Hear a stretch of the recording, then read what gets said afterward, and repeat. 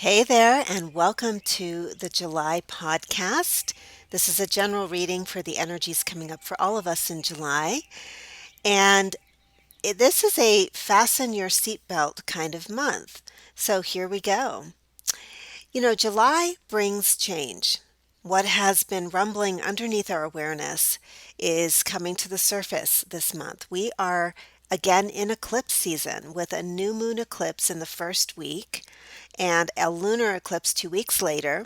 Now, eclipses are wormholes and they kind of accelerate changes we've already been metabolizing, things that have been brewing under the surface. I'm sure you've been feeling this, especially in the last week or so, just feeling the tension rev up, and especially in people around you, just seeing that little crises are popping up for people. You may be feeling change rumbling and feel a little bit unsure what to do. People are often surprised by events that eclipses bring, but remember the change happened inside you first, and then it rippled out into concrete events. That's how change happens, even if it seems surprising on the outside. Eclipses can be surprising because they are a moment when our awareness seems blocked out. It's almost like we're being woken up suddenly, and suddenly we have a new set of circumstances to deal with. So we temporarily feel like we're adrift in these unforeseen changes that we hadn't anticipated. But in fact, our consciousness was ready before the change shows up, and it was already sort of instigating those changes before it rolled out into your reality. And it occurs to me that during eclipse season, often we feel a little bit more stress because there are these feelings coming up. We feel impending change. We're starting to notice unexpected things popping up, and it's mostly that we don't feel in control. So if you can just start the month knowing that, yes, this is when the changes that you've been feeling rumbling for a while are popping into focus. You're going to start to see things, and actions are suddenly going to be apparent to you, other people's actions. And it's okay if you're not in control. It's almost like a tidal wave coming through, and you just want to get to the point in the wave where it's not going to smash you. You just want to ride the wave. That's all we can do during eclipse season. And also remember that turbulence is just a sign of change. So you're going to feel the weather changing, you're going to feel some turbulence in the air. And remember, just because you feel that the world is kind of crazy or things are adrift for other people, it doesn't mean that you are lost. And I think that's a really important point just to start out with. So, as I said, there is going to be a solar eclipse s- smack dab right in the beginning on the 2nd, and that's in 10 degrees of Cancer. So, just be aware of where that is in your chart, and also if you have other cardinal planets at the 10 degree, because you may be feeling some shifts and changes coming up for you. On the 16th, we're going to have a lunar eclipse. This is about endings. The solar is about new beginnings, fresh starts, um, kind of brings in an ending with a crisp new beginning, like something will begin and then you'll realize what has ended. And with the lunar eclipse, sometimes these are more emotional. It just feels like a tidal wave of feeling coming up. And that's in 24 degrees Capricorn. So those of you with planets in Cancer or Capricorn or other cardinal signs may especially be feeling this.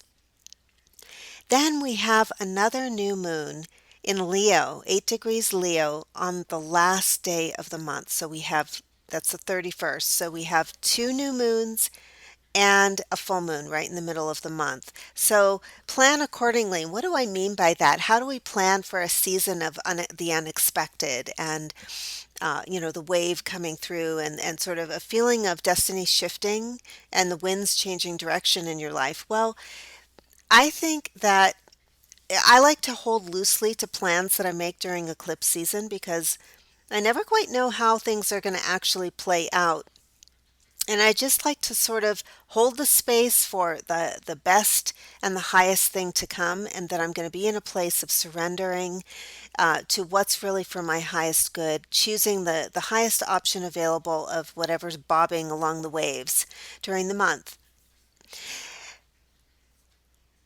So I drew 7 cards. I never know how many cards I'm going to draw for us, for this is a general reading, so it may not apply to everybody, but I just always ask to speak about things that will be the most meaningful for the people who tune in. And this podcast is for anybody who happens to tune in or it catches their eye. And 7 is the number of spiritual wisdom, and it's a very, in order to gain spiritual wisdom, we have to go internal. So, what this tells me is that there's going to be a lot of internal shifting this month for people, that we are going to be, that introspection is very important. And what's interesting is on the 7th and for the rest of the month after the 7th, we will be in full on Mercury retrograde as well. And that's another really introspective space for us mentally. When we're in a Mercury retrograde, it's like our thinking becomes very magnified and internalized. This is where you may have these nights where your mind is just going and going, and you're very fascinated with certain topics or obsessed with them or trying to work out the details. But the hard thing with Mercury retrograde is it's almost like wearing two glasses that magnify too much. So it's like you're too close to the page. You don't have perspective because everything's intensified around our thinking process and how we're processing. We're also moving backward and inward because it's a retrograde. So there's an intensification and an internalization of our thinking. And so that, for that reason, combined with the fact we have this very high intense eclipse energy, this isn't the best time to make like a snap decision or a brand new thing that hits you like lightning and you're like, I'm going to do this new thing. I've never thought of this before. It is a really good time though to revisit ideas, to review or revise or revamp. Anything with an RE is really good, because this is a time when we will be analyzing things that we've already looked at. We will be revisiting things we've already thought about, and this may be a time to go back and re-begin something that we began before and didn't finish, for example, to edit something, to have conversations that are a continuation of something started before. So keep that in mind, even though we're probably in a landscape of the unexpected with all of the eclipse energy. It tends to bring in some things that are just like, boom, where did this come from? You still want to pause and just take a breath, because any quick reactions may not be well thought out this month. So just pace yourself. Just pace yourself, slow down, let yourself slow down. Some big changes in destiny are occurring this year. There's just a lot going on with these eclipses too, and moving toward our destination, our destinies, and away from stalemate, and away from things that don't grow or move anymore, away from things that are not fruitful. And not fruitful, sometimes we don't know completely what's fruitful, except that there's no energy left in it for us. But we can stubbornly hold on to an idea that isn't appropriate anymore for our soul. Our soul is like, no, I've already done that. I'm not interested in that anymore. Stop focusing on that. I'm going to withdraw all the energy from that. So it's just going to feel like old, yesterday's news.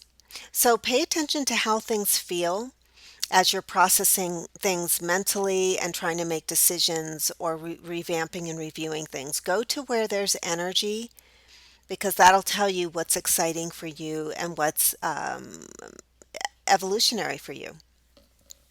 So the cards that I got the Three of Swords, the Magician, the Two of Swords, the Nine of Pentacles, the Ten of Wands, and then a couple of other cards that are not tarot that I'll get to in a moment. Actually, I'll tell you what they are right now. True love and commitment. Two beautiful cards. Um, Now, let's break this down a little bit. So, this is a month of creation because it's under the auspices of the magician. The magician is about harnessing your internal resources to create a alchemical change in your life, a transformation. One of the things you'll be transforming has to do is under the realm of the Three of Swords, which is a card of grief. It's a card of being pierced to the heart with the understanding it's really about the heart opening through pain. So if you've had an experience recently or something coming back to you from the past, you're remembering a really painful memory that never got resolved, this is a month of transformation for that.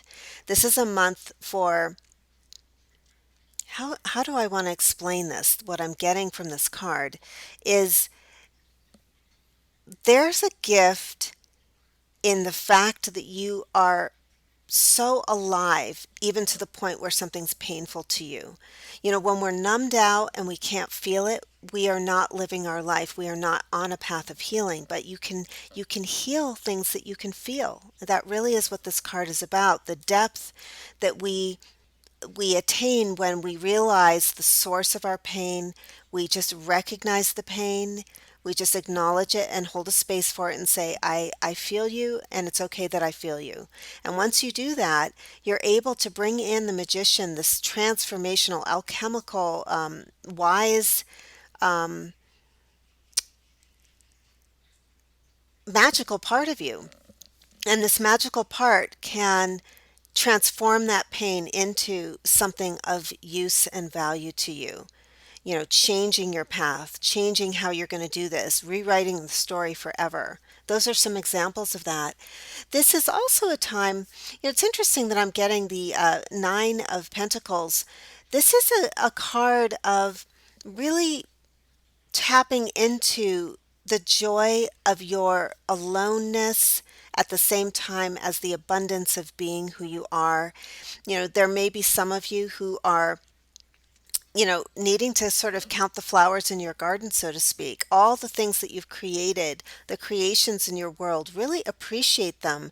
It's symbolically, it's like walking through your garden and just admiring every flower that you personally chose and planted there, because it's about the seeds that we've planted. Maybe all by ourselves that have grown into this beautiful thing, this creation that is your life. All the things you've created have your touch. And sometimes we have a story that if there's not somebody else admiring that or praising us for it, or we're not in a partnership right now, or we're not somehow being acknowledged by someone else, that it doesn't exist. But it does exist, and it's very important on this sort of internal month, this introspective time, to acknowledge the fruits of your labor and the beauty of your life, everything that you've created. That is really part of this transformational process this month. We also have a couple stress cards. I'm just going to be honest, these are stress cards along with the Three of Swords. I have the Two of Swords and the Ten of Wands. And there is going to be some stress around the ambitions that we have, the visions that we have for our lives are going to be very important to us this month, and to the point of possibly creating a little bit of pressure because this is a fire card. So we're going to feel this. Be careful of burnout, basically. Just be careful of burning yourself too much, to the candle at both ends, um, and feeling like you've got to push through no matter what.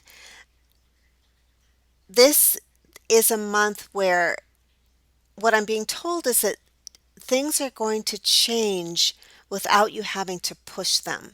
Your job is to review and witness the changes that you're already going to be going through, if that makes sense. The Two of Swords has to do with suspension and the inability, when we get mind boggled with a decision and not really wanting to make a choice that we have to make. And this can be a little choice or it can be a series of choices. Like, I don't want to make another decision. I'm too exhausted. Sometimes the energy it takes to make a decision is exhausting. And together, the Ten of Wands with the Two of Swords, it's like there's a little bit of exhaustion in our energy field right now this month. So just be aware of burnout and being overburdened by how you're trying to push through. At the same time, the Two of Swords is about really not being willing to get grounded and at least just make a choice that your body feels right with, because it's an air card. It's about the mind, and it's about indecision and just feeling like I just don't want to go there. I'm going to avoid it. I'm not going to step into anything. I'm just going to be up in the clouds about it.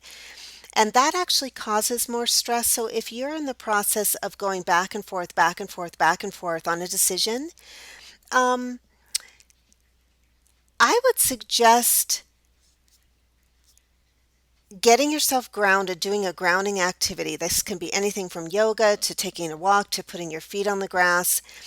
And just at least making, even if it's not, if you're going to not make this decision that's important to you that you're going back and forth on, make another decision to help yourself ground and get yourself out of this paralysis. It's like analysis paralysis, and it's really important to step out of that. And one of the questions you can ask if you're feeling analysis paralysis is, what are you unwilling to be aware of that if you were aware, you could snap out of this?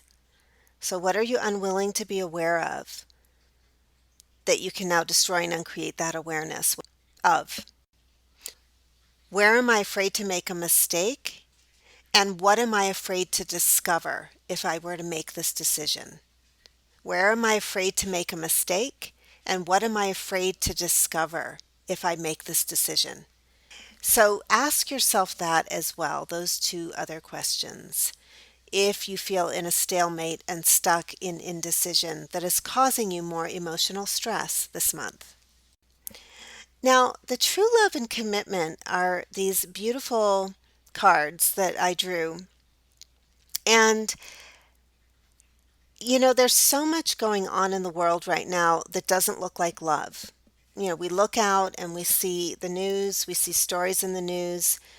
Um, there's some crazy stuff going on in the world and also in the lives of other people if we knock up against other people's mindsets, their analysis paralysis, whatever's going on with them. And so if you can tap into a space of, I'm just going to say, a space of true love and commitment, whatever that pictures that brings up for you who are listening, you will find your way out of the analysis paralysis and out of the stress and out of also the heartache. Because one thing that can come up is if you're clear that you're coming from a place of love, both toward your life, toward your July, toward other people, toward any situation, you just commit to true love. I'm going to be in a space of love. It's a vibration. Um, that may have a very miraculous effect on your life this month because we do have the Magician card, and that's not fooling around when it comes to alchemical transformation. And one way to do that is to not match the dismay or the indecision of other people that you see. So if there are other people going through turmoil and you're suddenly finding yourself feeling, the same turmoil or indecision or analysis paralysis or anything that you don't want that brings your energy down, you can just remember, hey, I've committed to true love. True love for myself, true love for my life, true love for my month of July, and true love for others. And just see how that transforms or activates the magician within, let's say, for you this July. It's very difficult to ever predict a month when we have this much change going on, especially with eclipses. It just feels like you're in a funhouse mirror when you start to head into this time. You feel wired, you feel tired, you feel change coming. Everybody else is feeling change coming, or their energy fields are vibrating with change, but they don't know what it is yet. So people get a little stressed. Just do some grounding this month. Take care of yourself, take deep breaths. Some Epsom salt baths are wonderful for letting the nervous system relax. Get a massage if you can. And just know that in order to be successful with this month, you don't have to be in control every minute. You just have to be in review and in harmony with yourself. And everything that you need to look at this month will come up for you for review and for release. And some new things are going to pop up that you didn't expect that may be very good. So I would love to hear what happens in your life. And I always love your comments. I love it when you say thank you for the podcast. It's wonderful. And when you share it, it just makes my day. So I hope you have a really good July. You know where to reach me if you do need a reading through tamarachilds.com and one2listen.com. And if you're a sensitive or you know an empath, point out my course to them, Understanding Empaths. It's got a lot of treasures in there for sensitive people who don't want to necessarily match the turmoil of other people and want to be clear and empowered and on their own path. So if this is you or someone you know, check out that e-course and have a wonderful month, everybody. Thank you so much for tuning in, and I will talk to you next month. Bye bye.